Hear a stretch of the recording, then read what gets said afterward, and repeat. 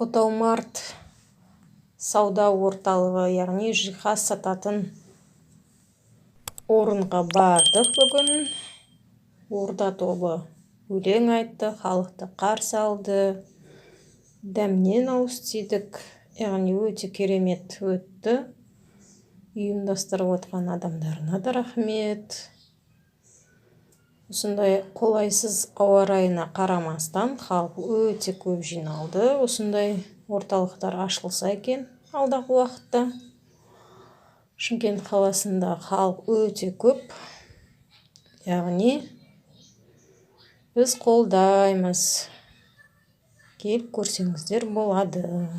Шымкент қаласында орналасқан Отаумарт деп аталады. Каналға тіркеліңіздер, лайк басыңыздар, комментарий жазыңыздар. Сіздерден қолдау күтемін.